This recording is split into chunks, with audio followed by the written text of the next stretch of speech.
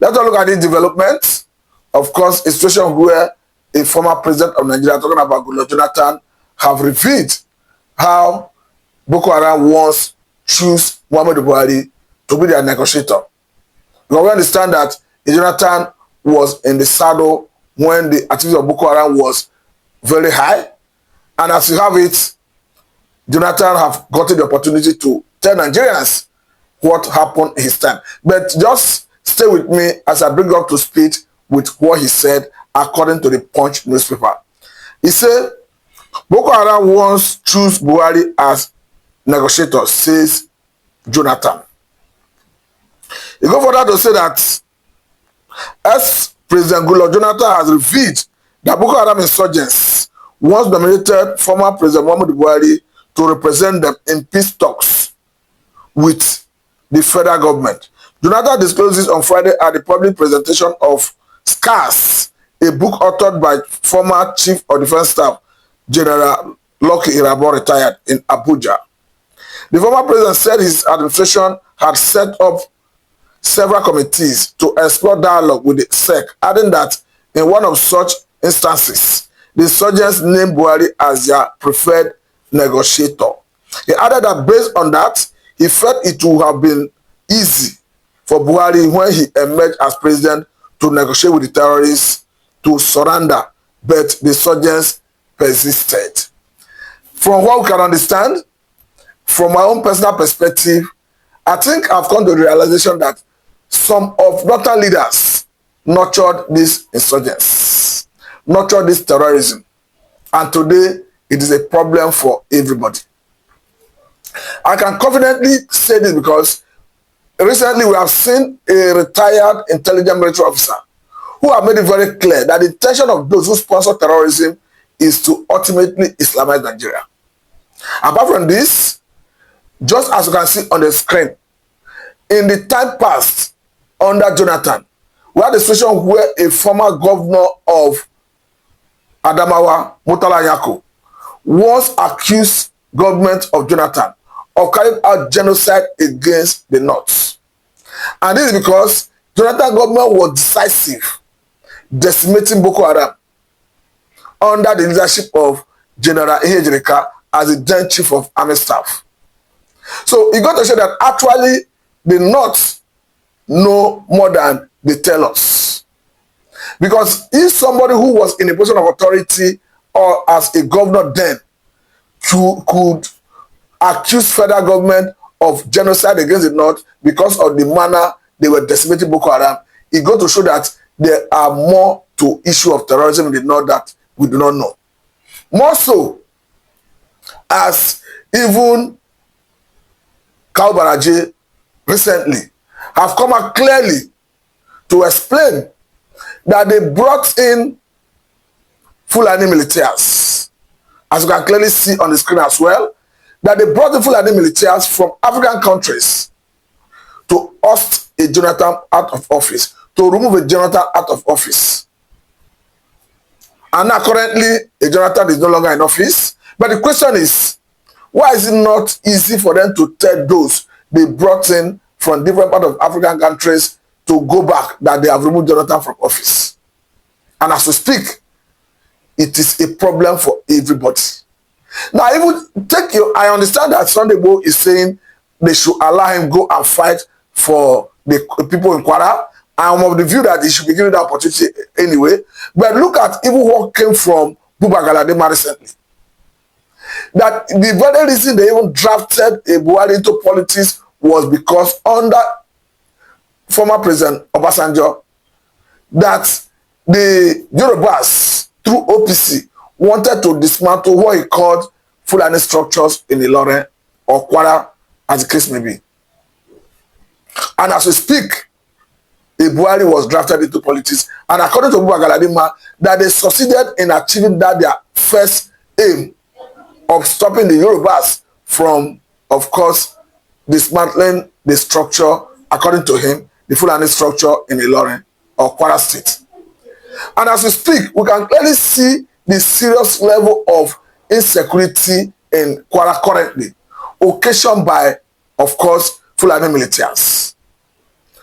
For me, I think the president, Senator Bola Tinubu, should use the good office to ensure that lives and properties of Nigerians are protected. Because as far as I'm concerned, bandits are those people who have no value for human life. And they must face the full wrath of the Nigerian sovereign states. That is why I encourage the federal government to go ahead and possess monopoly of currency power to smoke them out of their hiding places, set them running, and bring them to justice. I must say that it's unacceptable seeing the situation in Kwara State. We understand that we all know the story of Kwara State, Inroad to be precise.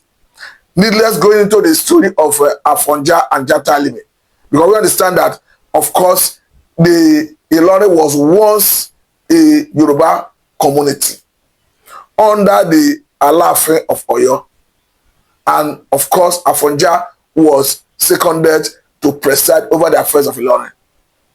How Afonja invited Jata Alimi, collaborated with him, and as we speak, the rest is history, because he was eventually killed and Fulani took over that environment, and today is an emirate under the Sultan of Sokoto. But the question is, why is the killing now very high in Kwara? Does it mean there is another sinister motive sequel to what they did in that 1804 that they have not finished? That's why I'm saying that the government should even allow a Sunday who have promised that he have what it takes to address this security. Because I want to believe that that is even in line with the federal government approach of community-based policing. Because if we have agreed that Okran is local, and we're seeing local personalities volunteering to lead the operation to fight the insurgents, terrorists, yes, bandits, I want to believe that it makes sense to allow such person opportunity to do that.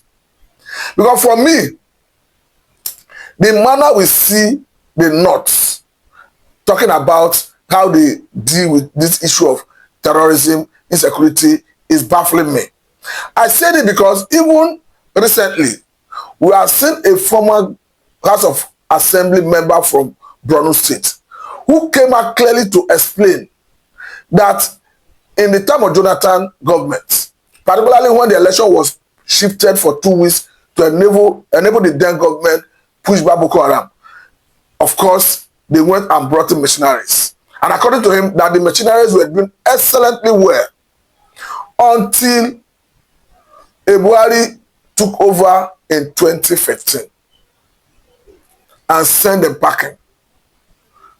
As we speak, the issue of insurgency that would have been decimated to the point where the activities will be insignificant is now having other groups. But I want to say that ISWAP was not prominent then.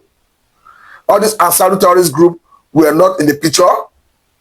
So the question is, why is it that we have some northern elements who are sympathizers of all these insurgents? Because a very good example is Gumi himself, who at different point in time have advocated for amnesty for bandits. You begin to wonder, how can such an enlightened personality who was in the military in the past be asking for amnesty for bandits? At some points, he has even said that when government kill bandits, when they bomb bandits, that they kill the family member of bandits. So begin to wonder if their family members hibernate and stay with them in the bushes, whether are they not bandits as well? And this is a man who equally, at some point before the 2023 presidential election, asked his followers not to vote for any candidate that will acquire more weapons to fight bandits. I'm even still asking, what is tying the hand of the Nigerian government that they are not even asking Saudi Arabia government the reason for deporting the same Gumi? Because we understand that he was not allowed to perform the Hajj of 2025. So I think the government of Saudi Arabia will be willing and ready to share such intelligence with the Nigerian government, because the public want to know. More so as the public want this government of Tinubu to even name and shame all the personalities involved in the list made available to Nigerian government by their foreign partners in terms of terrorist sponsors. Because for me, it's the way to go. All my interest is to see that we have an environment devoid of insecurity occasioned by Fulani militias. I want to say that when it comes to Fulani militias, you are dealing with a very formidable force because according to Global Terrorism Index, it said these are fourth most dangerous terrorist organization in the world. So it's going to show that actually you are dealing with a very formidable force because the best approach to addressing it is the language of force. I want to say that negotiation is out of it, in my own opinion, just as a former governor of Kaduna State, Malam Nasir El-Rufai, puts it, that bandits do not repent. That the only bandit that have repented is one that have died. There's no ideology is to disallow them, send them to their creator who are the ultimate power to join them. I want to say that his trajectory, his argument, his position is potent and is the legitimate thing to do. That's why particularly I'm happy when we saw federal government of Nigeria under this current administration of Senator Bola Tinubu placing order for about 50 fighter jets. For me, it's a welcome development. I want to see more of such move. I think that is at variance with the position of Gumi himself, who canvassed and enlighten his followers that they should not vote for any candidate that will buy more weapons to fight bandits. Because as far as I'm concerned, the likes of Adaleru, Garua, the likes of all the bandits, their leaders, do not deserve mercy. What they deserve is the full wrath of Nigerian sovereign states. Because these are people who disallow people at will. They kidnap, they maim, they rape. So the best option is for Nigerian government to possess monopoly of coercive power to deal with them in a language they best understand. But I must say I'm particularly not happy with the situation that is on ground currently, a situation where we are seeing bandits having engagement with communities, with some locals in the northern part of the country, and you say you are entering into a deal. I must say that such deal is not sustainable.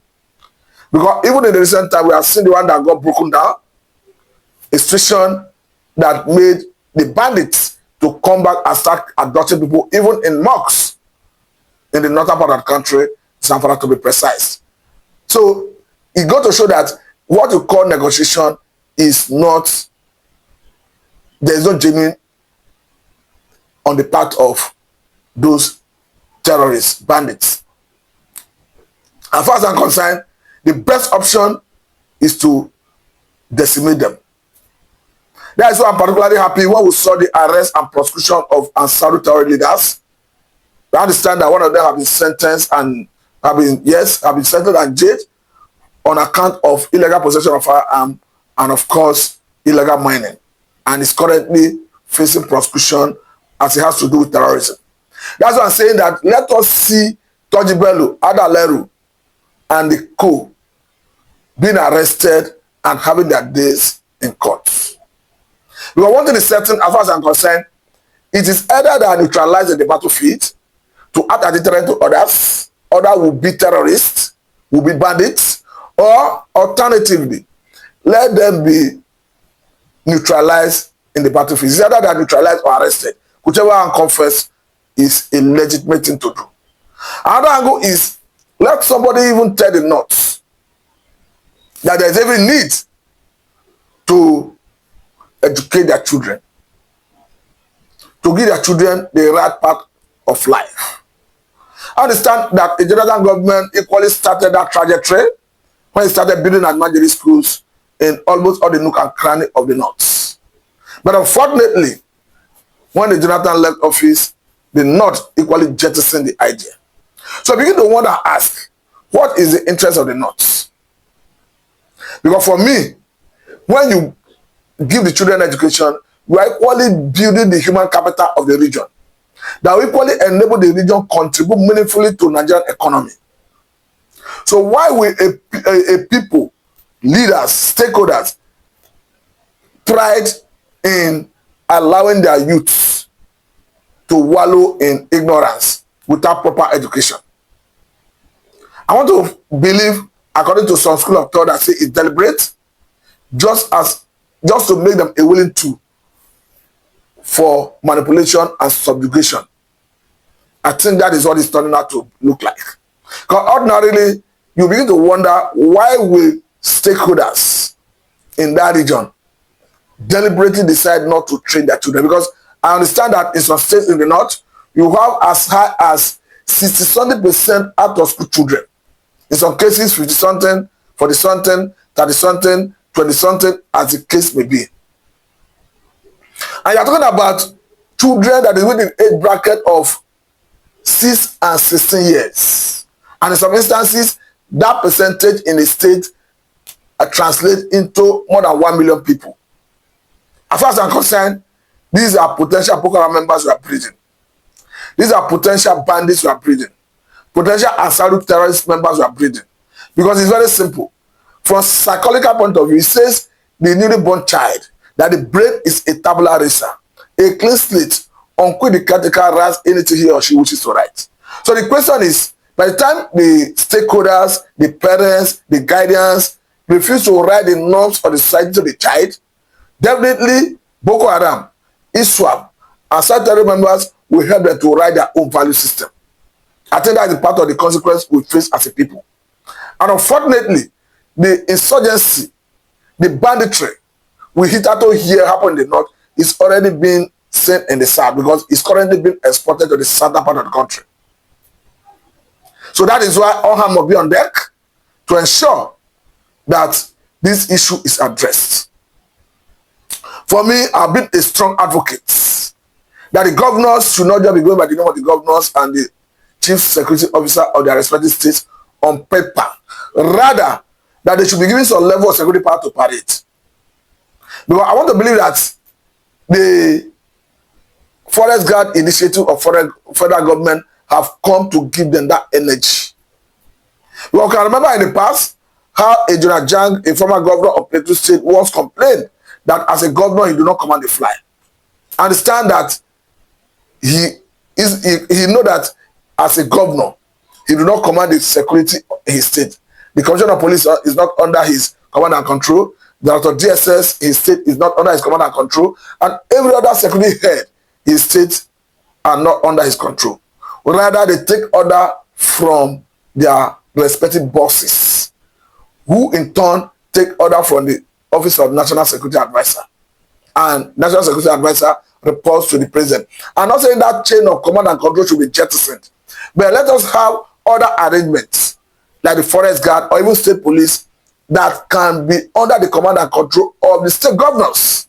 Because we have seen in recent times where even the governor of Zamfara State will come out clearly to emphasize that as a governor, his capacity, that he has been able to acquire some level of technology that enables him to know the movement and location of bandits. That the only thing that is lacking is the ability to command the security architecture into operation to deal with the situation. So that's why personally I begin to ask questions at this point. Why is states like Zamfara, Katsina, of course, Kaduna, Kwara, and even Taraba not keen into this federal government Forest Guard initiative with the speed of light? Well, I was thinking that they would jump at it with the speed of light, but unfortunately, we are not seeing that vigor, that tenacity, that energy. So it's a very big question, a puzzle that we want answers to. Because if Mr. President himself, talking about Tinubu himself, I made it very clear recently that the forest guards will be empowered. And when you talk about empowerment, it is to give them the enablement in terms of arm to deal with these issues. Because the difference between now and the time of Muhammadu Buhari was that under a Muhammadu Buhari, security arrangement under the state government could not be armed. I can remember the then governor of Ondo State, Akeredolu, so rest in peace, was always a loggerhead with Buhari government, because according to him, that you cannot allow civilian JTS in the north to be armed and ask Amatekun in the southwest part of the country not to be armed. And we understand that Amatekun was a creation of out of State House of Assembly in the southwestern part of the country. Now, as we speak, we have someone else in the saddle who have made it very clear that they are going to empower the forest guards. So the question is, why are the governors not keen into this forest guard initiative with the speed of light? Because for me, I want issue of insecurity resolved. I want Adaleru arrested. I want Tony Bello arrested. I want the other one that calls himself, what is his name? The one that operates in Faskari local government area of Katsina State. Akwashi. I want him arrested. Let all of them have their days in court. Let them be prosecuted. Let the court make a pronouncement with respect to the activities against the nation. Or alternatively, let them be neutralized in the battlefield. Whichever one confess, for me, is a legitimate thing to do. Because we cannot continue living at the mercy of bandits. But I must say very thank you for your time. This is Mr. Matu.